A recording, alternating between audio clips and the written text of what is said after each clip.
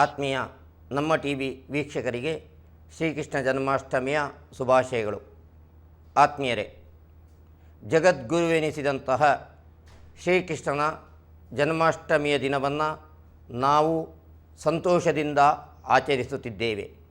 ಆದರೆ ಈ ಆಚರಣೆಯುಕ್ತವಾಗುವುದು ಯಾವ ಹೊತ್ತು ನಾವು ಅವನ ನುಡಿಗಳನ್ನು ನಮ್ಮ ಜೀವನದಲ್ಲಿ ಅಳವಡಿಸುತ್ತೇವೆಯೋ ಆವಾಗ. ಆದುದರಿಂದ ಶ್ರೀಕೃಷ್ಣ ಏನು ನುಡಿದಂತೆ ಹೇಗೆ ನಡೆದ ಎನ್ನುವುದನ್ನು ಈ ಸಂಚಿಕೆಯಲ್ಲಿ ಚಿಂತನೆಯನ್ನು ಮಾಡೋಣ. ಶ್ರೀಕೃಷ್ಣನ ನುಡಿಗಳು ಎಂದಾಗ ನಮ್ಮ ಕಣ್ಣಿನಲ್ಲಿ ಬರುವುದು ಭಗವದ್ಗೀತೆ. ಭಗವದ್ಗೀತೆಯ 4ನೇ ಅಧ್ಯಾಯ ಜ್ಞಾನಯೋಗ, ಅಥವಾ ಅದನ್ನು ಜ್ಞಾನಕರ್ಮ ಸನ್ಯಾಸ ಯೋಗ ಅಂತಲೂ ಕರೆಯುತ್ತಾರೆ. ಈ ಅಧ್ಯಾಯದಲ್ಲಿ 7 ಮತ್ತು 8ನೇ ಶ್ಲೋಕಗಳು ತುಂಬ ಖ್ಯಾತವಾಗಿರುವುದು ಮತ್ತು ಬಹುಮಂದಿ ತಿಳಿದಿರುವ ಶ್ಲೋಕ. ಅದು ಯದಾ ಯದಾ ಹಿ ಧರ್ಮಸ್ಯ ಗ್ಲಾನಿರ್ಭವತಿ ಭಾರತ ಅಭ್ಯುತ್ಥಾನಾಂ ಅಧರ್ಮಸ್ಯ ತದಾತ್ಮಾನಾಂ ಸೃಜಾಮ್ಯಹಂ ಪರಿತ್ರಾಣಾಯ ಸಾಧೂನಾಂ ವಿನಾಶಾಯ ಚ ದುಷ್ಕೃತಾಂ ಧರ್ಮ ಸಂಸ್ಥಾಪನಾರ್ಥಾಯ ಸಂಭವಾಮಿ ಯುಗೇ ಯುಗೇ. ಶ್ರೀಕೃಷ್ಣ ಪರಮಾತ್ಮ ತಾನು ಪ್ರತಿ ಯುಗಗಳಲ್ಲೂ ಯಾಕೆ ಈ ಭೂಮಿಗೆ ಆವಿರ್ಭವಿಸುತ್ತೇನೆ ಎನ್ನುವುದನ್ನು ಹೇಳ್ತಾನೆ. ಆವಿರ್ಭಾವ ಎಂದರೆ ಅಲ್ಲಿ ಹುಟ್ಟು ಎನ್ನುವುದು ಅವನ ಇಚ್ಛೆಯಾಗಿರುತ್ತದೆ.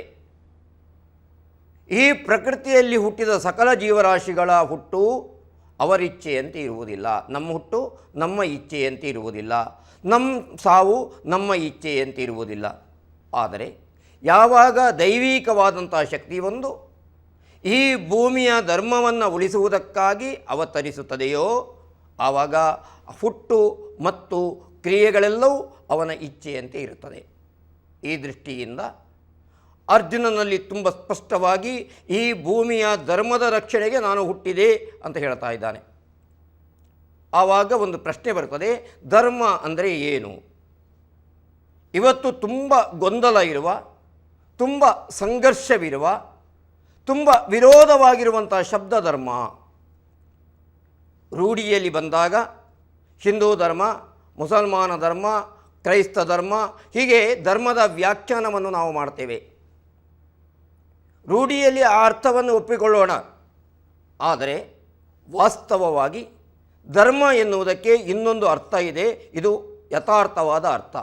ಯಾಕೆ ಅಂತ ಕೇಳಿದರೆ, ಧರ್ಮ ಎನ್ನುವುದು ದೇಶಾತೀತವಾದುದು, ಕಾಲಾತೀತವಾದುದು. ಅಂದರೆ ಭಾರತಕ್ಕೊಂದು ಧರ್ಮ, ಪಾಕಿಸ್ತಾನಕ್ಕೊಂದು ಧರ್ಮ, ಇಂಗ್ಲೆಂಡಿಗೆ ಒಂದು ಧರ್ಮ, ಅಮೇರಿಕಕ್ಕೊಂದು ಧರ್ಮ ಅಂತ ಇಲ್ಲ. ಧರ್ಮ ಎನ್ನುವುದು ಸಾರ್ವತ್ರಿಕವಾದುದು. 2000 ವರ್ಷಗಳ ಹಿಂದೆ ಒಂದು ಧರ್ಮ, ಇವತ್ತು ಒಂದು ಧರ್ಮ, 2000 ವರ್ಷಗಳ ನಂತರ ಒಂದು ಧರ್ಮ ಅಂತ ಇಲ್ಲ. ಧರ್ಮ ಸಾರ್ವಕಾಲಿಕವಾದುದು. ಆತ್ಮೀಯರೇ, ಹಾಗಾದರೆ ಒಂದು ಪ್ರಶ್ನೆ ಬರ್ತದೆ, ಧರ್ಮ ಅಂದರೆ ಏನು? ಮನುಸ್ಮೃತಿಯಲ್ಲಿ ಮನು ಮಹಾರಾಜ ಅಥವಾ ಮನು ಋಷಿ ಧರ್ಮದ ಬಗ್ಗೆ ಒಂದು ವ್ಯಾಖ್ಯಾನವನ್ನು ಮಾಡ್ತಾನೆ. ತುಂಬ ಚೆನ್ನಾಗಿದೆ ಅದು. ಆ ಧರ್ಮದ 10 ಮುಖಗಳನ್ನು ಹೇಳ್ತಾ ಇದ್ದಾನೆ. ಆ 10 ಮುಖಗಳು, ಆ 10 ಗುಣಗಳಿದ್ದರೆ ಅದು ಧರ್ಮ ಅಂತ. ಆ ಶ್ಲೋಕ ಹೀಗಿದೆ: ಧೃತಿ, ಕ್ಷಮ, ದಮ, ಆಸ್ತೇಯ, ಶೌಚ, ಇಂದ್ರಿಯ ನಿಗ್ರಹ, ವಿದ್ಯಾ, ಧೀ, ಸತ್ಯಂ, ಅಕ್ರೋಧ, ದಶಮಂ ಧರ್ಮರಕ್ಷಣಂ ಅಂತ ಹೇಳಿದ. ಧೃತಿ ಅಂದರೆ ಧೈರ್ಯ. ಧೈರ್ಯಂ ಸರ್ವತ್ರ ಸಾಧನಂ. ಧೈರ್ಯವಿಲ್ಲದಿದ್ದರೆ ಈ ಪ್ರಪಂಚದಲ್ಲಿ ಏನು ಮಾಡುವುದಕ್ಕೂ ಸಾಧ್ಯ ಇಲ್ಲ. ಅದು ಧರ್ಮದ ಮೊದಲ ಲಕ್ಷಣವಾಗಿ ಅದರ ಒಂದಿಗೆ ಕ್ಷಮಾಗುಣವನ್ನು ತಾವು ಹೊಂದಿಕೊಂಡಿರಬೇಕು ಅಂತ ಹೇಳ್ತಾನೆ. ಮುಂದೆ 3ನೇದಾಗಿ ಮನಃಶಾಂತಿ, ದಮ, ಇಂದ್ರಿಯ ನಿಗ್ರಹ ಅಂತ ಹೇಳ್ತಾನೆ. ಬಳಿಕ ಶೌಚ, ಕಾಯ ವಾಚ ಮನಸ್ಸ ಶುಚಿಯಾಗಿರಬೇಕು. ಆಸ್ತೇಯ, ಯಾರಿಗೂ ಮೋಸ ಮಾಡಬಾರದು, ಕಳ್ಳತನ ಮಾಡಬಾರದು. ಇಂದ್ರಿಯ ನಿಗ್ರಹ, ಇಂದ್ರಿಯಗಳನ್ನು, ಪಂಚೇಂದ್ರಿಯಗಳನ್ನು ನಾವು ನಿಗ್ರಹಿಸಬೇಕು. ಮುಂದೆ ವಿದ್ಯಾ, ಅಜ್ಞಾನದಿಂದ ಜ್ಞಾನದತ್ತ ನಾವು ಬರಬೇಕು. ಬಳಿಕ ಸತ್ಯಂ, ನಾವು ಬುದ್ಧಿವಂತರಾಗಿರಬೇಕು. ಸತ್ಯಂ, ಸತ್ಯದ ನುಡಿಗಳನ್ನು ಆಡಬೇಕು. ಕ್ರೋಧ ಬರಬಾರದು, ಅಕ್ರೋಧ. ಇದು 10 ಗುಣಗಳು. ಆತ್ಮೀಯ ವೀಕ್ಷಕ ಬಂಧುಗಳೇ, ಈಗ ಯೋಚನೆ ಮಾಡಿ, ಈ 10 ಗುಣಗಳನ್ನು ಯಾರು ಆಚರಿಸ್ತಾರೆ ಅಲ್ಲ ಅದು ಪ್ರಶ್ನೆ. ಯಾವ ದೇಶಕ್ಕೆ ಈ ಗುಣಗಳು ಬೇಡ, ಯಾವ ಕಾಲಕ್ಕೆ ಈ ಗುಣಗಳು ಬೇಡ. ಅಂದರೆ ಈ ಗುಣಗಳು ಸಾರ್ವಕಾಲಿಕವಾದುದು, ಸಾರ್ವತ್ರಿಕ ಸತ್ಯವಾದುದು. ಈ ಧರ್ಮವನ್ನು ಉಳಿಸುವುದಕ್ಕೆ ಕೃಷ್ಣ ವಸುದೇವ ದೇವಕಿಯರ ಮಗನಾಗಿ ಜನಿಸುತ್ತಾನೆ. ಅವನ ಬಾಲ್ಯದ ಬಗ್ಗೆ ಚಿಂತನೆಯನ್ನು ಮಾಡೋಣ. ರಾಮನ ಚರಿತ್ರೆಯನ್ನು ತೆಗೆದುಕೊಂಡಾಗ ರಾಮ ಪ್ರತ್ಯಕ್ಷವಾಗಿ ಸಾರ್ತಾನೆ. ಪ್ರತ್ಯಕ್ಷವಾಗಿ ಒಬ್ಬನನ್ನು ಕ್ಷಮೆ ಕೊಡುವುದ ಮೊದಲು ನೀನು ಈ ವಿಚಾರಗಳನ್ನು ಮಾಡಿದ್ದು ತಪ್ಪು ಅಂತ ಹೇಳ್ತಾನೆ. ಆದರೆ ಕೃಷ್ಣನ ಬದುಕಿಗೆ ಬಂದಾಗ ಅದು ಅಪರೋಕ್ಷವಾಗಿರುತ್ತದೆ. ಮಥುರಾ ನಗರದ ಅರಸನಾದಂತಹ ಕಂಸ ತನ್ನ ತಂಗಿಯಾದಂತಹ ದೇವಕಿ ಮತ್ತು ಅವಳ ಗಂಡ ವಸುದೇವರ ಮದುವೆಯನ್ನು ಮುಗಿಸಿಕೊಂಡು ಮಥುರಾ ನಗರದ ರಾಜಬೀದಿಯಲ್ಲಿ ವೈಭವದ ಮೆರವಣಿಗೆಯನ್ನು ಮಾಡ್ತಾ ಇದ್ದಾನೆ. ರಥದಲ್ಲಿ ಅದರ ಸಾರಥ್ಯವನ್ನು ಕಂಸ ಮಾಡ್ತಾ ಇದ್ದಾನೆ. ಆನಂದದಿಂದ ಸಾರಥ್ಯವನ್ನು ಮಾಡುತ್ತಿರುವಂತಹ ಕಂಸನಿಗೆ ಆಕಾಶದಿಂದ ಒಂದು ವಾಣಿ ಕೇಳಿಸಿ ಬರ್ತದೆ. ಅಶರೀರವಾಣಿ ಅಂತ ಹೇಳಿದರು.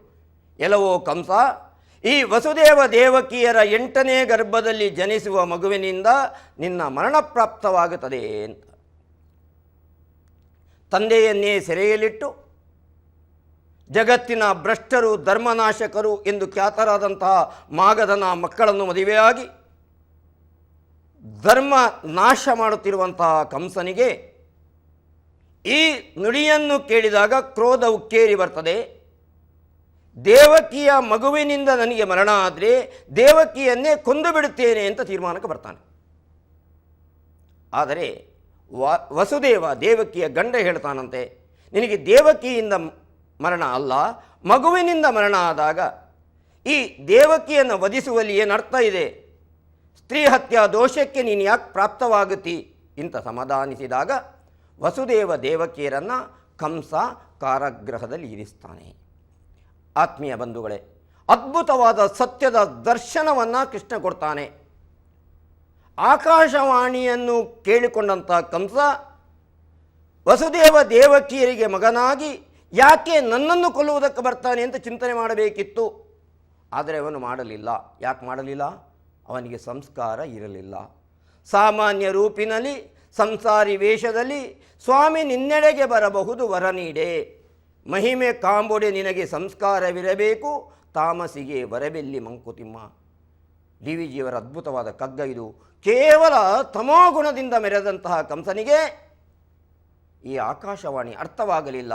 ಅದನ್ನು ಜಯಿಸುವುದು ಹೇಗೆ ಅಂತ ತೀರ್ಮಾನ ಮಾಡಿದ. ಬಳಿಕ ವಸುದೇವ ದೇವಕಿಯರಿಗೆ ಮಕ್ಕಳಾಗುವುದಕ್ಕೆ ಆರಂಭ ಆಗುತ್ತದೆ. 1, 2, 3, 4, 5, 6 ಮಕ್ಕಳಾಯಿತು. ಆದರೆ ಕಂಸ ಆ ವಿಷಯದ ಬಗ್ಗೆ ಲಕ್ಷ್ಯ ಕೊಡಲಿಲ್ಲ. ಯಾಕಂತ ಕೇಳಿದರೆ ನನಗೆ ಮರಣ ಇರುವುದು 8ನೇ ಮಗುವಿನಿಂದ ಅಂತವ ಯೋಚಿಸಿದ್ದ. ಆ ಕಾಲಕ್ಕೆ ನಾರದ ಮಹರ್ಷಿಗಳು ಬರುತ್ತಾರೆ. ನಾರದ ಮಹರ್ಷಿಗಳನ್ನು ಇಲ್ಲಿ ಭಾಗವತದಲ್ಲಿ ಒಂದು ಪಾತ್ರವಾಗಿ ತೆಗೆದುಕೊಳ್ತಾರೆ. ಆದರೆ ಆ ಪಾತ್ರವನ್ನು ನಾವು ನಮ್ಮ ಮನಸ್ಸಿನ ಭಾವನೆಗಳಾಗಿ ಯೋಚಿಸೋಣ. ತುಂಬ ಚೆನ್ನಾಗಿದೆ ಅದು. ನಾರದರು ಬಂದು ಹೇಳ್ತಾರೆ, ಕಂಸ, ದೇವಕಿಗೆ ಹುಟ್ಟಿದಂಥ 6 ಮಕ್ಕಳನ್ನು ನೀನು ಸುಮ್ಮನೆ ಬಿಟ್ಟಿದ್ದಿ. ಆಕಾಶವಾಣಿಯಾಗಿದೆ, ದೇವಕಿಯ 8ನೇ ಗರ್ಭದಿಂದ ನಿನಗೆ ಮರಣ ಅಂತ, ಮಗುವಿನಿಂದ ಮರಣ ಅಂತ. ಆ 8 ಎನ್ನುವುದರ ಲೆಕ್ಕ ಹೇಗೆ? 1ರಿಂದ ಆರಂಭಿಸಿದರೆ 1, 2, 3, 4, 5, 6, 7, 8. 2ರಿಂದ ಆರಂಭಿಸು. 2, 3, 4, 5, 6, 7, 8, 1 ಎನ್ನುವುದು 8. 3ರಿಂದ ಆರಂಭಿಸಿದರೆ 2 ಎನ್ನುವುದು 8. ಆದ ಕಾರಣ ಆಕಾಶವಾಣಿಯ ವಿಚಾರಗಳು ಏನು ಅಂತ ಊಹನೆ ಮಾಡುವುದಕ್ಕೆ ಸಾಧ್ಯ ಇಲ್ಲ. ಅದು ದೇವತೆಗಳ ತಂತ್ರ ಅಂತ ಹೇಳಿ ಅವರು ಹೊರಟು ಹೋಗ್ತಾರೆ. ಆದರೆ ಈ ಭಾವನೆ ಕಂಸನ ಮೇಲೆ ಮಹತ್ತರವಾದಂತಹ ಪರಿಣಾಮವನ್ನು ಬೀರುತ್ತದೆ. ಅವನಿಗೆ ಈ ಮಗು ನನ್ನನ್ನು ವಧಿಸುತ್ತದೆ ಅಂತ ಗೊತ್ತು. ಅದಕ್ಕಾಗಿ ದೇವಕಿಯ 6 ಮಕ್ಕಳನ್ನು ವಧಿಸ್ತಾನೆ. ಹೇಗೆ ವಧಿಸ್ತಾನೆ? ಮಗುವನ್ನ ಕಾಲನ್ನು ಕೈಯಲ್ಲಿ ಹಿಡಿತಾನೆ, ತಿರುಗಿಸ್ತಾನೆ, ನೆಲಕ್ಕಪ್ಪಳಿಸ್ತಾನೆ. 6 ಮಕ್ಕಳು ಸತ್ತು ಹೋದವು. 7ನೇ ಮಗು ಅದು ದೇವಕಿಯ ಗರ್ಭದಿಂದ ರೋಹಿಣಿಯ ಗರ್ಭಕ್ಕೆ ಹೋಯಿತು, ಗರ್ಭಪಾತ ಆಯಿತು ಅಂತ ಒಪ್ಪಿಕೊಂಡ್ರು. ಕಂಸನಿಗಿದು ಆಶ್ಚರ್ಯ ಆಯಿತು, ಏನು ಅಂತ ಗೊತ್ತಿಲ್ಲ ಅಂತ. ಇನ್ನು 8ನೇ ಮಗು ದೇವಕಿ ಗರ್ಭವತಿಯಾಗುತ್ತಾಳೆ. ಕಾರಾಗೃಹದಲ್ಲಿ ತುಂಬ ದುರುಳ ದಾನವರನ್ನು ಅದ ಕಾವಲಿಗೆ ಇರಿಸಿದ್ದಾನೆ. ಬೇಗ ಮುದ್ರೆಯನ್ನು ಮಾಡಿದ್ದಾನೆ. ವಸುದೇವ ದೇವಕಿಯರ ಕಾಲಿಗೆ ಸರಪಳಿಯನ್ನು ಹಾಕಿದ್ದಾನೆ. ಯಾವ ಪ್ರೀತಿಯನ್ನೂ ನೋಡದೆ ಕೇವಲ ತಾನು ಮಾತ್ರ ಬದುಕಬೇಕು ಎನ್ನುವ ಕಾರಣಕ್ಕೋಸ್ಕರವಾಗಿ ಸಕಲ ವ್ಯವಸ್ಥೆಯನ್ನು ಮಾಡಿದ್ದಾನೆ. ಈ ಸೆರೆಮನೆಯಲ್ಲಿ ಶ್ರಾವಣ ಮಾಸದ ಅಷ್ಟಮಿಯ ಪುಣ್ಯದಿನದಂದು ರೋಹಿಣಿ ನಕ್ಷತ್ರದಲ್ಲಿ ಮಧ್ಯರಾತ್ರಿ 11 ಗಂಟೆಯ ಬಳಿಕ ದೇವಕಿಗೆ ಮಗನಾಗಿ ಕೃಷ್ಣ ಜನ್ಮಿಸುತ್ತಾನೆ.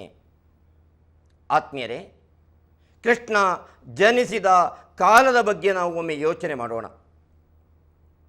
ಮಧ್ಯರಾತ್ರಿಯ ಕಾಲ, ಘೋರವಾಗಿ ಮಳೆ ಬರ್ತಾ ಇದೆ, ಬೆಳಕಿಲ್ಲ.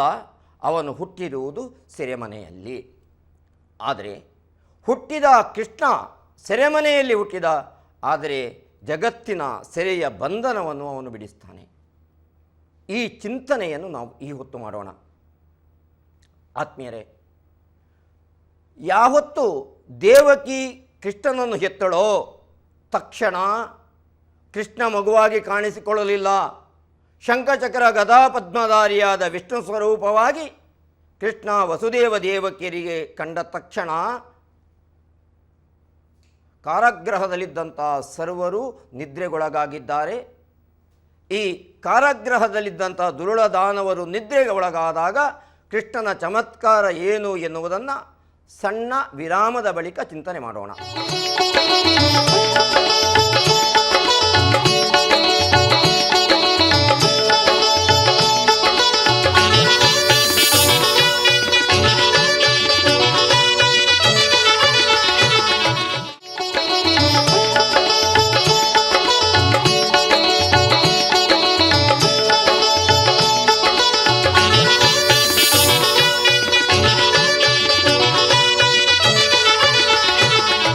ಕಾರಾಗೃಹದಲ್ಲಿದ್ದಂತಹ ಸರ್ವ ಕಾವಲುಗಾರರಿಗೂ ನಿದ್ದೆ ಬಂದಿದೆ. ವಸುದೇವ ದೇವಕಿಯರ ಮುಂದೆ ಶಂಖಚಕ್ರ ಗದಾ ಪದ್ಮಧಾರಿಯಾಗಿದ್ದಂಥ ವಿಷ್ಣು ಕಾಣಿಸಿಕೊಂಡಿದ್ದಾನೆ.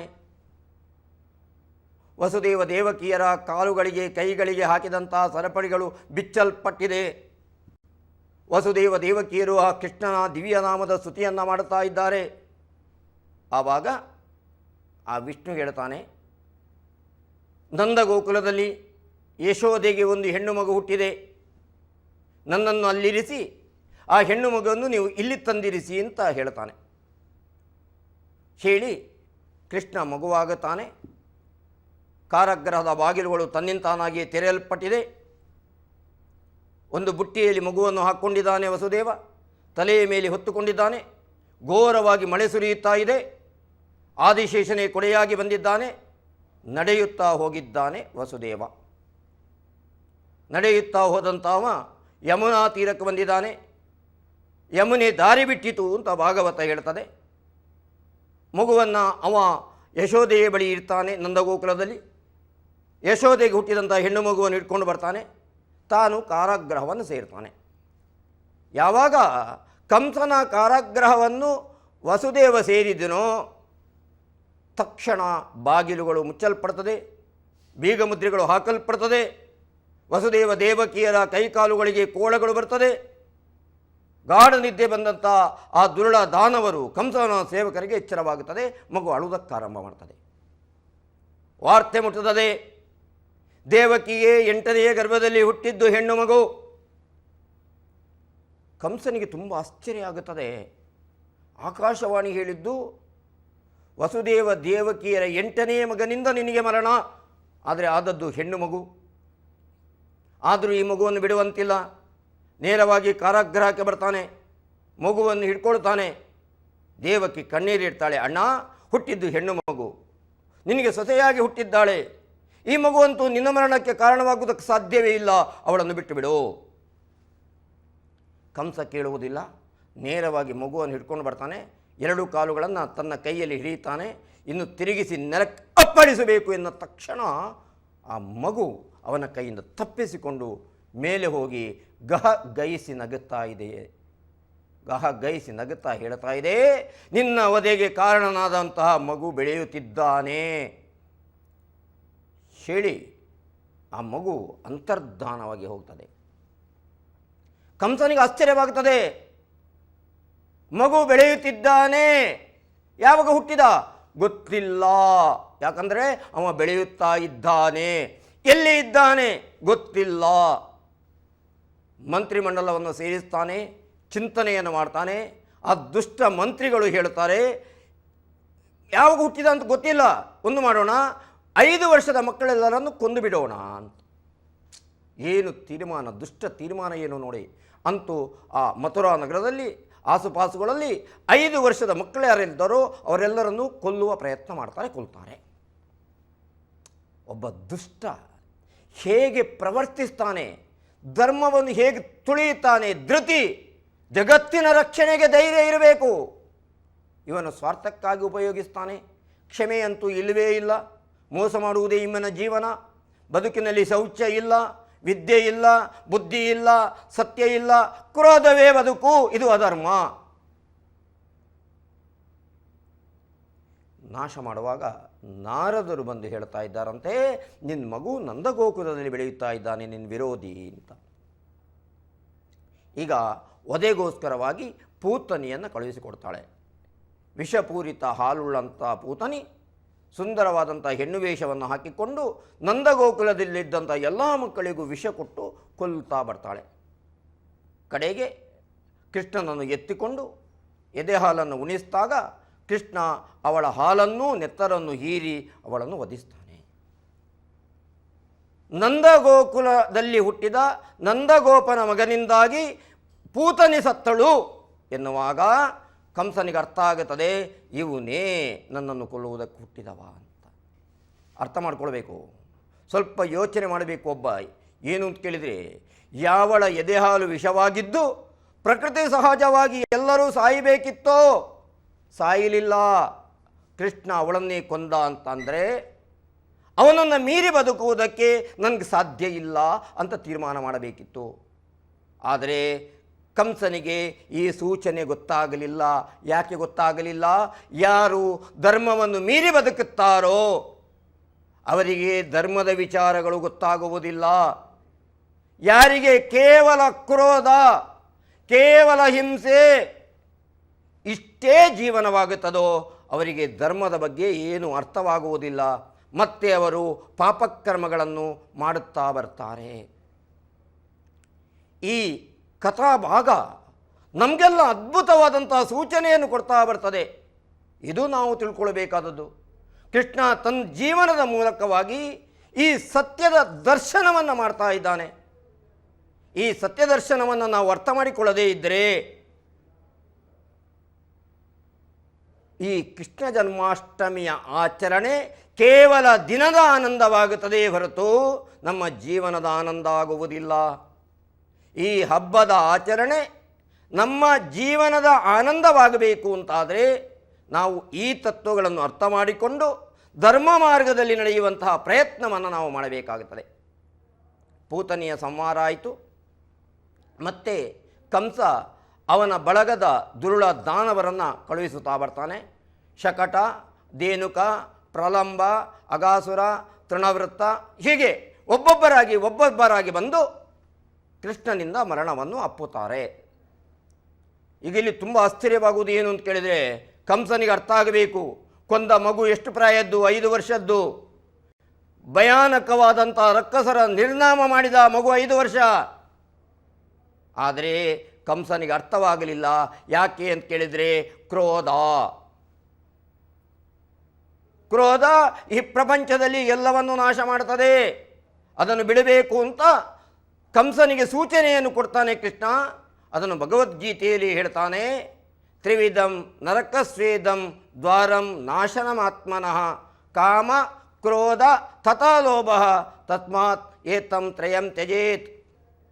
ಕೃಷ್ಣ ಹೇಳ್ತಾನೆ, ಕಾಮಕ್ರೋಧ ಲೋಭಗಳು ನಮ್ಮನ್ನು ನರಕಕ್ಕೊಯ್ಯುವ, ನಮ್ಮನ್ನು ಅಧಗತಿಗೆ ಒಯ್ಯುವ ವಿಚಾರಗಳು. ಆದುದರಿಂದ ಈ ಮೂರನ್ನು ನೀನು ಬಿಟ್ಟು ಬಿಡಬೇಕು ಅಂತ ಹೇಳ್ತಾನೆ.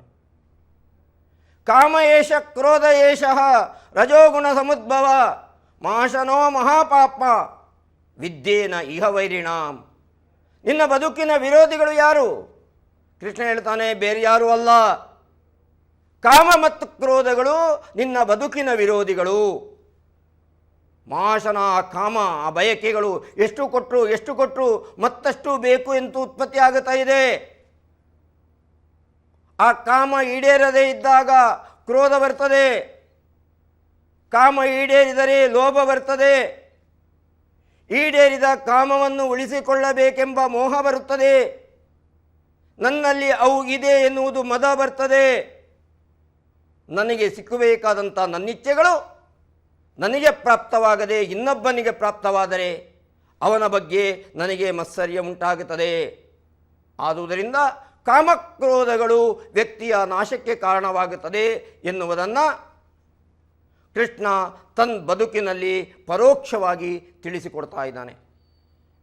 ಈ ಕಾಮಕ್ರೋಧಗಳೇ ಕಂಸನ ನಾಶಕ್ಕೆ ಕಾರಣವಾಗುತ್ತದೆ.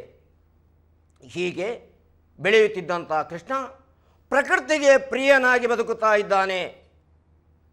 ವಿಶೇಷವಾದ ವಿಷಯ ಇದು. ಪ್ರಕೃತಿಯ ಸ್ವಚ್ಛತೆಗಾಗಿ ಅವನು ಮಾಡಿದಂತಹ ಪ್ರಯತ್ನವನ್ನು ಯಾವತ್ತೂ ಮರೆಯುವಂತಿಲ್ಲ. ಇನ್ನು ಅವನು 5-6 ವರ್ಷದ ಬಾಲಕ, ದನ ಕಾಯುವುದಕ್ಕೆ ಗೋಪಾಲಕರನ್ನು ಸೇರಿಕೊಂಡು ಹೋಗುವವ, ಗೋಪಾಲ ವೃತ್ತಿಯಲ್ಲಿ ತೊಡಗಿದವವ.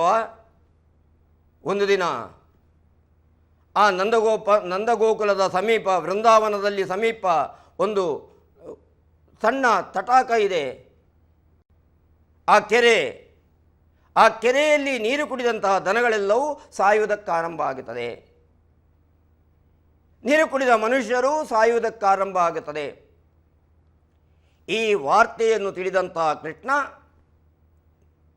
ಆ ಸರೋವರಕ್ಕೆ ಹಾರಿ ಅಲ್ಲಿದ್ದಂತಹ ಕಾಳಿಂದಿ ಎನ್ನುವಂತಹ ಸರ್ಪವನ್ನು ಶಿಕ್ಷಿಸಿ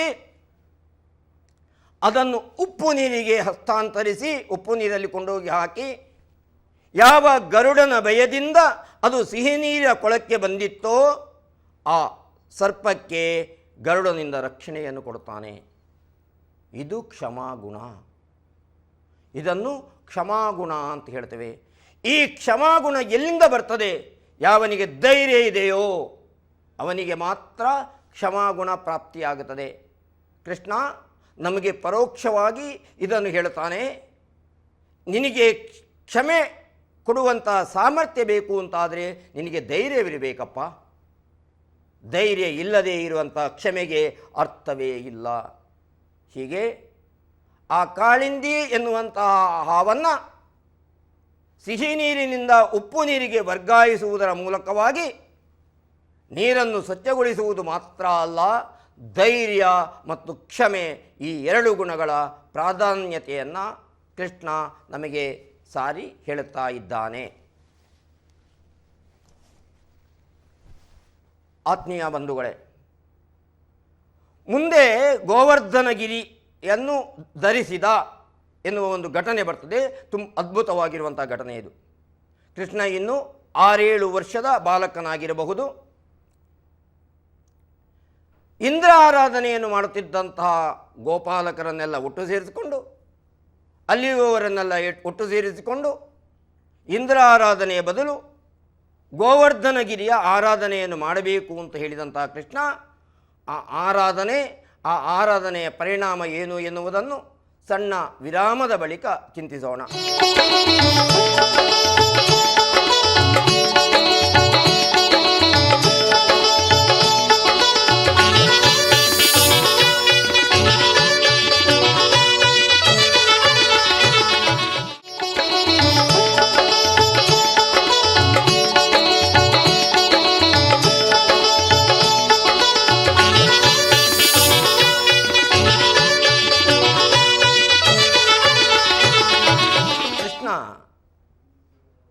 ನಂದಗೋಕುಲದ ಎಲ್ಲರನ್ನು ಒಟ್ಟು ಸೇರಿಸಿದ್ದಾನೆ. 5 ವರ್ಷದ ಮಗು, ಯೋಚನೆ ಮಾಡಿ, 5-7 ವರ್ಷ ಇರಬಹುದು, ಒಟ್ಟು ಸೇರಿಸಿದ್ದಾನೆ. ಅವ ಹೇಳ್ತಾನೆ, ಇಂದ್ರ ಪೂಜೆಯನ್ನು ಮಾಡುವ ಬದಲು ನಮ್ಮ ಬದುಕಿಗೆ ಕಾರಣವಾದಂತಹ ಗೋವರ್ಧನಗಿರಿಯ ಆರಾಧನೆಯನ್ನು ನಾವು ಮಾಡಬೇಕು. ಕೃಷ್ಣ ಆ ಸಣ್ಣ ಮಗು ಎಲ್ಲರಿಗೂ ಪ್ರೀತಿ ಪಾತ್ರ ಹೇಗಾಗಿದ್ದ ಎನ್ನುವುದು ಇದರಿಂದ ಗೊತ್ತಾಗುತ್ತದೆ. ಸುಲಭ ಅಲ್ಲ 5 ವರ್ಷದ ಮಗು ಹಿರಿಯರನ್ನು ಒಪ್ಪಿಸುವುದು. ಹಿರಿಯರು ಹೇಳಬಹುದು, ನಾವು ಪರಂಪರೆಯಿಂದ ಆಚರಿಸಿಕೊಂಡು ಬಂದಿದ್ದೇವೆ, ನಮ್ಮ ಪರಂಪರೆ ಇದು, ಇದನ್ನು ಬಿಡುವಂತಿಲ್ಲ. ಆದರೆ ಕೃಷ್ಣನ ಮಾತಿಗೆ ಎಲ್ಲರೂ ಒಪ್ಪಿ ಗೋವರ್ಧನಗಿರಿಯನ್ನು ಆರಾಧಿಸುವುದಕ್ಕೆ ಒಪ್ಪಿಕೊಂಡರು. ಕುಪಿತನಾದಂತಹ ಇಂದ್ರ ಘೋರವಾದಂತಹ ಮಳೆಯನ್ನು ಸುರಿಸ್ತಾನೆ. ಕಿರುಬೆರಳಿನಿಂದ ಗೋವರ್ಧನಗಿರಿಯನ್ನು ಎತ್ತಿ ಕೃಷ್ಣ ಗೋಪಾಲಕರಿಗೆ, ನಂದಗೋಕುಲಕ್ಕೆ ರಕ್ಷಣೆಯನ್ನು ಕೊಡುತ್ತಾನೆ. ಆತ್ಮೀಯರೇ, ಸಮಾಜದಲ್ಲಿ ಪರಿವರ್ತನೆಯನ್ನು ಮಾಡಬೇಕು, ಹೌದು. ಆದರೆ ಪರಿವರ್ತನೆ ಮಾಡುವುದರ ಪರಿಣಾಮವಾಗಿ ಏನೆಲ್ಲ ಅವ್ಯವಸ್ಥೆಗಳಾಗುತ್ತದೋ ಅದರ ಬಗ್ಗೆ ಯೋಚನೆ ಮಾಡಬೇಕು. ಆ ಅವ್ಯವಸ್ಥೆಗಳ ಹೊಣೆಗಾರಿಕೆಯನ್ನು ತಾನು ವಹಿಸಿಕೊಂಡು ಸರಿ ಮಾಡುವುದಕ್ಕೆ ಪ್ರಯತ್ನ ಮಾಡಬೇಕು. ಕೃಷ್ಣ ಈ ಸೂಚನೆಯನ್ನು ನಮ್ಮ ರಾಜಕಾರಣಿಗಳಿಗೆ ಕೊಡ್ತಾನೆ ಅಂತ ಹೇಳಬೇಕು. ಒಮ್ಮೆ ಯೋಚಿಸಬೇಕು ಅವರು. ಇಂದ್ರ ಪೂಜೆಯಿಂದ ಗೋವರ್ಧನಗಿರಿ ಪೂಜೆಗೆ ಬದಲಾವಣೆ ಮಾಡಿದ. ಆದರೆ ಅದರಿಂದ ಉಂಟಾದಂಥ ಸಮಸ್ಯೆಗಳು ಯಾವುದಿದೆಯೋ ಅದೆಲ್ಲವನ್ನು ಪರಿಹಾರ ಮಾಡಿದ ಕೃಷ್ಣ. ನಂದಗೋಪನಪುರದಲ್ಲಿ ಇಂತಹ ಒಂದು ಘಟನೆ ಆಗಿದೆ ಎಂದಾಗ ಅದು ಕಂಸನಿಗೆ ಗೊತ್ತಾಗದಿರುವುದಕ್ಕೆ ಸಾಧ್ಯವೇ ಇಲ್ಲ. ಆದರೆ ಕಂಸನಿಗೆ ಅರ್ಥವಾಗಲೇ ಇಲ್ಲ. ಮತ್ತೆ ಮತ್ತೆ ಹೇಳುತ್ತೇನೆ, ಕುಪಿತವಾದ ಮನಸ್ಸಿಗೆ ಸತ್ಯ ದರ್ಶನ ಆಗುವುದೇ ಇಲ್ಲ. ಆದ ಕಾರಣ ಆ ಕುಪಿತತೆಯನ್ನು ಬಿಡಬೇಕು ಎನ್ನುವುದೇ ಕೃಷ್ಣ ಬಾಲ್ಯದಲ್ಲಿ ಹೇಳಿರುವಂತಹ ವಾದ. ಒಂದು ಮುಖವಾದ ಬಾಲಕೃಷ್ಣನ ಚರಿತ್ರೆಯ ಬಗ್ಗೆ ನಾನು ಹೇಳ್ತೇನೆ. ಕೃಷ್ಣನ ಬಗ್ಗೆ ಬರುವಂಥ ಉಲ್ಲೇಖಗಳಲ್ಲಿ ಬೆಣ್ಣೆ ಕದ್ದ ಕೃಷ್ಣ, ಇದು ತುಂಬ ಪ್ರಧಾನವಾದುದು. ಆದರೆ ಆ ವಾಸ್ತವಿಕವಾದ ಸತ್ಯ ಏನು ಅಂತ ನಾವು ಯೋಚಿಸಬೇಕು. ನಂದಗೋಪನ ಮನೆಯಲ್ಲಿ ಕೃಷ್ಣನಿಗೆ ಬೆಣ್ಣೆ ಕಮ್ಮಿ ಇರಲಿಲ್ಲ. ಆದರೆ ನಂದಗೋಕುಲದಲ್ಲಿರುವಂಥ ಎಲ್ಲರೂ ತಾವು ಬೆಣ್ಣೆಯನ್ನು ಕೃಷ್ಣನಿಗಾಗಿ ತೆಗೆದಿಟ್ಟು ಅದನ್ನು ಅವ ತಿನ್ನಬೇಕು ಅಂತ ನಿರೀಕ್ಷಿಸ್ತಿದ್ರು, ಪ್ರಾರ್ಥನೆ ಮಾಡ್ತಿದ್ರು. ಅದು ಕೃಷ್ಣನಿಗಾಗಿ ತೆಗೆದಿಟ್ಟ ವಸ್ತುವಾಗಿತ್ತು. ಕೃಷ್ಣನಿಗಾಗಿ ಇಟ್ಟದ್ದನ್ನು ಕೃಷ್ಣ ತೆಗೆದುಕೊಂಡು ಹೋದರೆ ಅದು ಹೇಗೆ ಕಳ್ಳತನ ಆಗುತ್ತದೆ? ಅಲ್ವೇ ಅಲ್ಲ. ನಂದಗೋಕುಲವಿಡೀ ಕೃಷ್ಣನಿಗಾಗಿ ಇತ್ತು. ನಾವು ಯೋಚಿಸಬೇಕು. ಕೃಷ್ಣನ ಪ್ರೀತಿಗಾಗಿತ್ತು. ಕೃಷ್ಣನ ಕೊಳಲ ಧ್ವನಿಯನ್ನು ಕೇಳಿದರೆ ಆ ಇಡೀ ಊರು ಒಟ್ಟು ಸೇರ್ತಾ ಇತ್ತು. ರಾತ್ರಿ ಹೊತ್ತು ಕೃಷ್ಣ ಕೊಳಲಿಂದ ಸ್ವರ ಎಬ್ಬಿಸಿದ ಅಂತಾದರೆ ಎಲ್ಲರೂ ನಿದ್ದೆಯಿಂದ ಎದ್ದು ಬರ್ತಿದ್ರು. ಅದ್ಭುತವಾದ ಸತ್ವ ಇದು. ಈಗ ಮಗುವಿಗೆ 8 ವರ್ಷ ಪ್ರಾಯ. ಇದನ್ನು ನಾವು ಯೋಚಿಸಿಕೊಂಡು ಆ ಗೋಪಿಕಾ ಸ್ತ್ರೀಯರು ಮತ್ತು ಕೃಷ್ಣನ ಸಂಬಂಧ ಏನು ಎನ್ನುವುದನ್ನು ಅರ್ಥ ಮಾಡಿಕೊಳ್ಳಬೇಕು. 8 ವರ್ಷದ ಮಗು ರಾಸಕ್ರೀಡೆಯನ್ನಾಡುವುದಕ್ಕಂತೂ ಸಾಧ್ಯವೇ ಇಲ್ಲ. ಇನ್ನೊಂದು ಮುಖ ಏನು ಅಂತ ಕೇಳಿದರೆ ಅದರ ಬಗ್ಗೆ ನಾವು ಯೋಚನೆ ಮಾಡಬೇಕು. ಕೃಷ್ಣನ ಬಳಿ ಹೋದರೂ ನಮ್ಮ ಹೆಂಡತಿಯರು ಎನ್ನುವುದಕ್ಕೋಸ್ಕರವಾಗಿ ನಂದಗೋಕುಲದ ಯಾವ ಗಂಡು ಕೋಪ ಪಡಲಿಲ್ಲ. ಬದಲಾಗಿ ನಮ್ಮಡದಿಯರಿಗೆ ಕೃಷ್ಣನ ಅನುಗ್ರಹ ಪ್ರಾಪ್ತವಾಯಿತು ಅಂತೇಳಿ ಸಂತೋಷಪಟ್ಟರು. ನಾವು ಈ ಸತ್ಯವನ್ನು ಮರೆಯುತ್ತೇವೆ. ಕಥೆಯ ಒಂದು ಮುಖ ಮಾತ್ರ ತಿಳ್ಕೊಳ್ತೇವೆ, ಏನೇನೋ ವಿಮರ್ಶೆ ಮಾಡ್ತೇವೆ. ಅಂದರೆ ನಾವು ಯೋಚಿಸಬೇಕಾದದ್ದು ಅದ್ವೇಷ್ಟ ಸರ್ವಭೂತಾನಾಂ ಮೈತ್ರ ಕರುಣ ಏವಚ ನಿರ್ಮಮೋ ನಿರಹಂಕಾರ ಸಮದುಃಖ ಸುಖಕ್ಷಮಿ ಅಂತ ಹೇಳುತ್ತಾ, ಯಾವನು ನನ್ನ ಭಕ್ತ, ಈ ಜಗತ್ತನ್ನು ಯಾವನು ಪ್ರೀತಿಸ್ತಾನೋ ಅವನು ನನ್ನ ಭಕ್ತ ಅಂತ ಹೇಳಿದಂಥ ಕೃಷ್ಣ ಇಡೀ ನಂದಗೋಕುಲವನ್ನು ಪ್ರೀತಿಸಿದ. ಇದು ನಾವು ಅರ್ಥ ಮಾಡಿಕೊಳ್ಬೇಕಾದುದು. ಬಂಧುಗಳೇ, ಕೃಷ್ಣ ಪರೋಕ್ಷವಾಗಿ ಹೇಳ್ತಾನೆ, ನೀನು ನನ್ನನ್ನು ಪ್ರೀತಿಸ್ತಿ ಅಂತಾದರೆ, ನೀನು ನನ್ನನ್ನು ಆರಾಧನೆ ಮಾಡ್ತಿ ಅಂತಾದರೆ ಒಂದು ದಿನದ ಆರಾಧನೆ ಮಾಡುವುದಲ್ಲ, ಇಡೀ ಜಗತ್ತನ್ನು ನೀನು ಪ್ರೀತಿಸು. ಈ ಜಗತ್ತು ನಿನ್ನ ಕುಟುಂಬವಾಗಲಿ, ಆವಾಗ ನಾನು ಸಂತೋಷ ಪಡ್ತೇನೆ, ನಾನು ಆನಂದ ಪಡ್ತೇನೆ ಅಂತ ಕೃಷ್ಣ ಪರೋಕ್ಷವಾಗಿ ನಮಗೆ ಹೇಳುತ್ತಾ ಇದ್ದಾನೆ. ಅದರ ಬದಲು ಕೇವಲ ದ್ವೇಷದಿಂದ ನಾಶವೇ ತನ್ನ ಸ್ವಭಾವ ಅಂತ ತೀರ್ಮಾನ ಮಾಡಿಕೊಂಡು ಜಗತ್ತಿನ ನಾಶಕ್ಕೆ ಕಾರಣೀಕರ್ತನಾದ ಯಾವನೋ ಈ ಪ್ರಪಂಚದಲ್ಲಿ ಉಳಿಯುವುದಿಲ್ಲ ಎನ್ನುವ ಸತ್ಯವನ್ನು ಸಹ ತುಂಬ ಚೆನ್ನಾಗಿ ಅವ ಹೇಳ್ತಾನೆ. ಈಗ ಕೃಷ್ಣನಿಗೆ 13 ವರ್ಷ. 13 ವರ್ಷದ ಮಗು ನಂದಗೋಕುಲದಲ್ಲಿ ಬೆಳೆಯುತ್ತಿದ್ದಾನೆ ಎಂದು ತಿಳಿದಂತಹ ಕಂಸ ಬಿಲ್ಲ ಹಬ್ಬದ ನೆವದಲ್ಲಿ ಮಥುರಾ ನಗರಕ್ಕೆ ಕೃಷ್ಣ ಬಲರಾಮರು ಬರಬೇಕು ಅಂತ ಹೇಳಿ ಕಳುಹಿಸುತ್ತಾನೆ ಅಕ್ರೂರನ ಮೂಲಕವಾಗಿ. ಅಕ್ರೂರನಿಂದ ವಿಚಾರ ತಿಳಿದಂತಹ ಕೃಷ್ಣ ಮಥುರಾ ನಗರಕ್ಕೆ ಹೊರಡುವುದಕ್ಕೆ ಸಿದ್ಧವಾದಾಗ ಇಡೀ ನಂದ ಗೋಕುಲ ಕಣ್ಣೀರಿಡ್ತದೆ, ಇಡೀ ವೃಂದಾವನ ಕಣ್ಣೀರಿಡ್ತದೆ, ಹೋಗಬೇಡ ಅಂತ ದುಃಖಿಸ್ತದೆ. ಅಂದರೆ 13 ವರ್ಷದ ಮಗುವನ್ನು ಬಿಟ್ಟು ಕೊಡುವುದಕ್ಕೆ ನಂದಗೋಪನಪುರದ ಒಬ್ಬ ವ್ಯಕ್ತಿಯೂ ಸಿದ್ಧನಾಗಲಿಲ್ಲ. ಬಂಧುಗಳೇ, ಯೋಚಿಸಬೇಕು ನಾವು. ಕೃಷ್ಣ ಆ ಪುರದಲ್ಲಿ ತನ್ನ ಪ್ರೀತಿಯನ್ನು ಹೇಗೆ ಉಳಿಸಿಕೊಂಡಿದ್ದ. ಕಡೆಗೂ ಅಲ್ಲಿಂದ ಹೊರಟು ಬರ್ತಾನೆ, ಮಥುರಾ ನಗರಕ್ಕೆ ಬರ್ತಾನೆ. ಮಥುರಾ ನಗರಕ್ಕೆ ಬಂದಾಗ ಕೃಷ್ಣ ತನ್ನ ಚಮತ್ಕಾರಗಳನ್ನು ತೋರಿಸ್ತಾ ಬರ್ತಾನೆ. ಯಾಕೆಂತ ಕೇಳಿದರೆ, ಕಿವಿಯಲ್ಲಿ ಕೇಳಿದ್ದಕ್ಕಿಂತ ಕಣ್ಣಲ್ಲಿ ಕಂಡದ್ದಿದೆಯಲ್ಲ ಹೆಚ್ಚು ಪರಿಣಾಮ ಬೀರುತ್ತದೆ. ದುರಹಂಕಾರಿಯಾದಂಥ ಅಗಸನೊಬ್ಬನ ವಧೆಯನ್ನು ಮಾಡ್ತಾನೆ. ಅಷ್ಟು ಮಾತ್ರ ಅಲ್ಲ, ಇನ್ನೊಂದು ಎಂದರೆ ಒಬ್ಬಳು ಕುಬ್ಜೆ ಇದ್ದಳು, ಸಕಲ ವಿಕಾರಗಳನ್ನು ಹೊಂದಿದವಳು, ಗೂನು ಬೆನ್ನಿನವಳು, ಕಂಸನಿಗೆ ಸುಗಂಧ ದ್ರವ್ಯಗಳನ್ನು ಕೊಂಡು ಹೋಗುತ್ತಿದ್ದವಳು.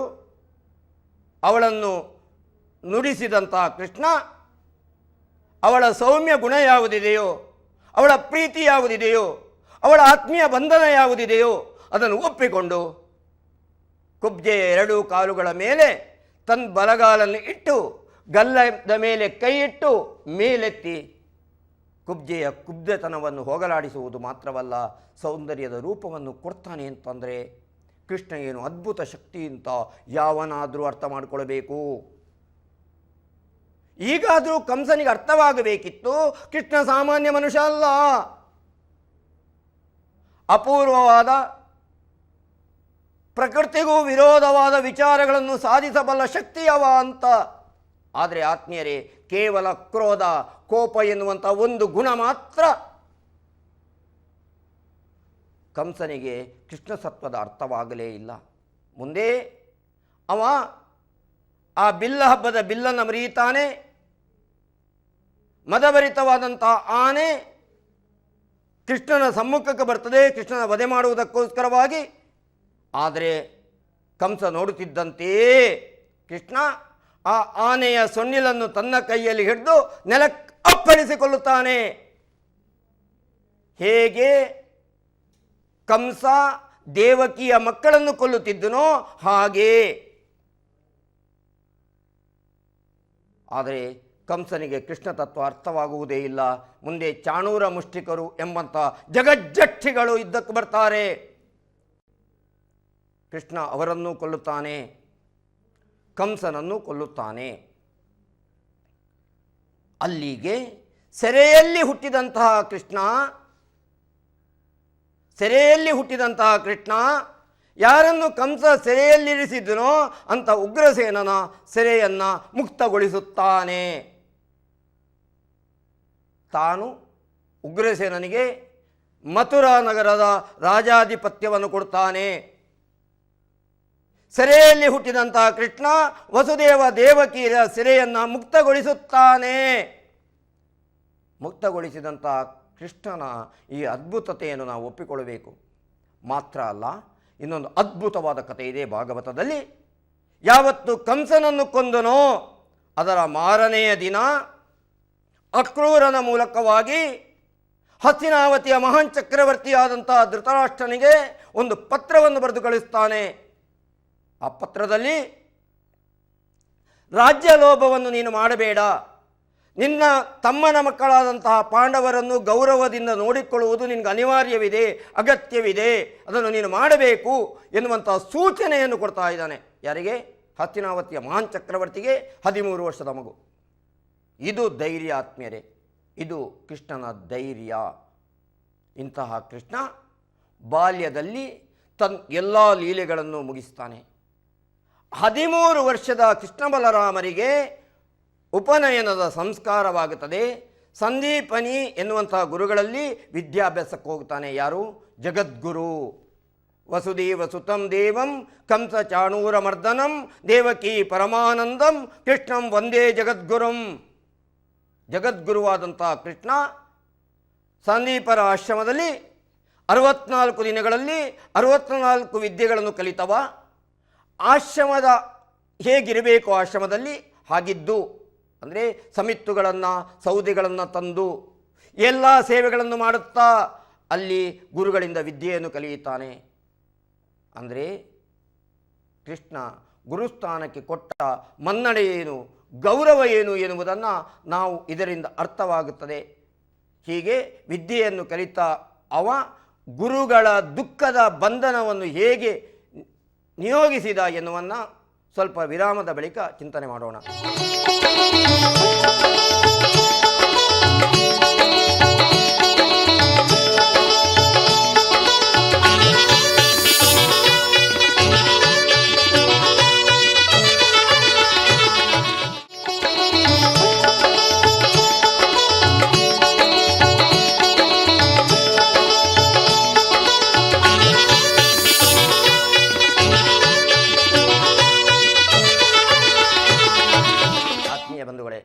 ವಿರಾಮದ ಬಳಿಕ ಮತ್ತೆ ಚಿಂತನೆ ಮಾಡೋಣ. ತುಂಬ ಚೆನ್ನಾಗಿದೆ. ಸಂದೀಪರ ಮಗ ಪ್ರಭಾಸ ತೀರ್ಥದಲ್ಲಿ ಮುಳುಗಿ ಸತ್ತಿದ್ದವನನ್ನು ಕೃಷ್ಣ ಹೇಗೆ ಬದುಕಿಸುತ್ತಾನೆ ಎನ್ನುವುದನ್ನು ಚಿಂತನೆ ಮಾಡೋಣ. 64 ದಿನಗಳ ವಿದ್ಯೆ ಮುಗಿದ ಬಳಿಕ ಗುರುದಕ್ಷಿಣೆ ಏನು ಕೊಡಬೇಕು ಅಂತ ಕೇಳಿದರೆ ಸಂದೀಪರು ಹೇಳ್ತಾರೆ, ನೀನು ಜಗದ್ಗುರುವಪ್ಪ, ಜಗದ್ಗುರುವಾದಂತಹ ನೀನೇ ನನ್ನೊಡನೆ ವಿದ್ಯೆ ಕಲಿತೆ, ಇದಕ್ಕಿಂತ ಹೆಚ್ಚು ನನಗೇನು ಬೇಕು? ಒಪ್ಪುವುದಿಲ್ಲ. ಕಡೆಗೆ ಗುರುಪತ್ನಿ ಹೇಳ್ತಾರೆ, ಸತ್ತು ಹೋದಂಥ ತನ್ನ ಮಗನನ್ನು ತರ್ಕೊಂಡು ಬಂದು ಕೊಡಬೇಕು ಅಂತ. ಪ್ರಭಾಸ ತೀರ್ಥದಲ್ಲಿ ಪಾಂಚಜನ ಎನ್ನುವಂಥ ದಾನವ ಅವನನ್ನು ನುಂಗಿದ್ದ. ಆ ತೀರ್ಥಕ್ಕೆ ಹೋಗ್ತಾನೆ, ವರುಣದೇವನ ಪ್ರಾರ್ಥನೆಯನ್ನು ಮಾಡ್ತಾನೆ. ಪಾಂಚಜನ ಎನ್ನುವಂಥ ದೈತ್ಯನ ಅಟ್ಟಹಾಸದ ಪರಿಣಾಮ ಅದು ಅಂತ ಗೊತ್ತಾಗುತ್ತದೆ. ಪಾಂಚಜನನನ್ನು ಯುದ್ಧಕ್ಕೆ ಕರೆಯುತ್ತಾನೆ, ಯುದ್ಧದಲ್ಲಿ ಸೋಲಿಸ್ತಾನೆ. ಆವಾಗ ಅವ ಹೇಳ್ತಾನೆ, ಗುರುಪುತ್ರನನ್ನು ನಾನು ನುಂಗಿದ್ದೇನೆ, ಆದರೆ ನನ್ನ ಬಳಿ ಇಲ್ಲ, ಅವನು ಯಮನ ಊರಲ್ಲಿದ್ದಾನೆ ಅಂತ. ಈ ಕತೆ ಪ್ರಧಾನ ಅಲ್ಲ, ಬಿಡಿ, ಕತೆ ಹೇಳೋದಕ್ಕೆ ಹೊತ್ತೂ ಇಲ್ಲ. ಆದರೆ ಶರಣಾಗತನಾದಂತಹ ಪಂಚಜನನ ದೇಹದೊಳಗಿರುವಂತಹ ಆ ಶಂಕ ಯಾವುದಿದೆಯೋ ಅದನ್ನು ತನ್ನ ಕೈಯಲ್ಲಿ ಧರಿಸಿದನಲ್ಲ ಕೃಷ್ಣ, ಇದು ಅವನ ಕ್ಷಮಾಗುಣ. ಬಂಧುಗಳೇ, ಎರಡೇ ಗುಣಗಳನ್ನು ಹೇಳ್ತಿದ್ದೇನೆ, ನಿಷ್ಕ್ರೋಧ ಮತ್ತು ಕ್ಷಮ. ಯಮನ ಲೋಕಕ್ಕೆ ಹೋಗಿ ಗುರು ಪುತ್ರನನ್ನು ತಂದು ಗುರುಗಳಿಗೆ ಒಪ್ಪಿಸ್ತಾನೆ ಎನ್ನುವಲ್ಲಿ ಗುರುಗಳನ್ನು ಸೆರೆಯಲ್ಲಿ ಹುಟ್ಟಿದಂತಹ ಕೃಷ್ಣ, ಬಂಧನದಲ್ಲಿ ಹುಟ್ಟಿದಂತಹ ಕೃಷ್ಣ ಪುತ್ರ ದುಃಖದ ಬಂಧನದಿಂದ ಮುಕ್ತ ಮಾಡುತ್ತಾನೆ. ಮುಂದೆ ಅದ್ಭುತವಾಗಿರುವುದು ಮಾಗಧನ ಪ್ರಕರಣ. ಕಂಸನ ಮಾವ ಆಸ್ತಿ ಪಾಸ್ತಿ ಎನ್ನುವಂಥ 2 ಮಕ್ಕಳನ್ನು ಕಂಸನಿಗೆ ಕೊಟ್ಟಿದ್ದವ. ಜಗತ್ತಿಗೆ ದಿಗ್ವಿಜಯಗಳನ್ನು ಮಾಡಿಕೊಂಡು ರಾಜಕುಮಾರನನ್ನು ತಂದು ತಂದ ಸೆರೆಯಲ್ಲಿ ಇರಿಸಿದ್ದ. ಕೋಪಗೊಂಡಂತಹ ಮಾಗಧ ತನ್ನ ಮಕ್ಕಳ ವೈಧವ್ಯಕ್ಕೆ ಕಾರಣವಾದಂಥ ಕೃಷ್ಣನನ್ನು ಶಿಕ್ಷಿಸಬೇಕು ಅಂತ ಬರ್ತಾನೆ. ಅವನ ಸೈನ್ಯ ಸುಮಾರು 21-23 ಅಕ್ಷೋಹಿಣಿ ಅಂತ ಹೇಳ್ತಾರೆ, ಒಂದಲ್ಲ 16 ಬಾರಿ ಬರ್ತಾನೆ. ಮಥುರಾ ನಗರ ದುಃಖಕ್ಕೀಡಾಗುತ್ತದೆ ಎನ್ನುವುದನ್ನು ತಿಳಿದಂಥ ಕೃಷ್ಣ ಒಂದು ಉಪಾಯವನ್ನು ಮಾಡ್ತಾನೆ. ಯಾವಾಗ ಮಾಗಧನ ಸೈನ್ಯ ಬರ್ತದೋ ಆವಾಗ ಅಲ್ಲಿಂದ ಪಲಾಯನವನ್ನು ಮಾಡೋದಕ್ಕೆ ಆರಂಭಿಸ್ತಾನೆ. ಜಗತ್ತು ಹೇಳಿತು, ಕೃಷ್ಣ ಹೆದರಿ ಓಡಿದ ಅಲ್ಲ, ತಾನು ಮಥುರಾ ನಗರದಲ್ಲಿದ್ದರೆ ಯುದ್ಧದ ಪರಿಣಾಮ ಮಥುರಾ ನಗರಕ್ಕಾಗುತ್ತದೆ, ನಾನು ಗೆಲ್ಲಬಹುದು, ಅದಲ್ಲ. ಅಂದರೆ ತಾನು ಓಡಿದ ಎನ್ನುವಂಥ ಅಪವಾದವನ್ನು ತನ್ನ ಮೇಲೆ ಹೊತ್ತುಕೊಂಡು ಪುರವನ್ನು ರಕ್ಷಿಸುವುದಕ್ಕೆ ಕೃಷ್ಣ ಪ್ರಯತ್ನ ಮಾಡಿದ. ಕೃಷ್ಣನನ್ನು ಬೆಂಬತ್ತಿಸುವುದಕ್ಕೆ ಸಾಧ್ಯವಾಗದೇ ಇದ್ದಾಗ ಮಾಗಧನ ಸೈನ್ಯ ಸೋತು ಹಿಂದೆ ಹೋಗುತ್ತಿತ್ತು. ಇದು ಒಂದಲ್ಲ 16 ಬಾರಿ.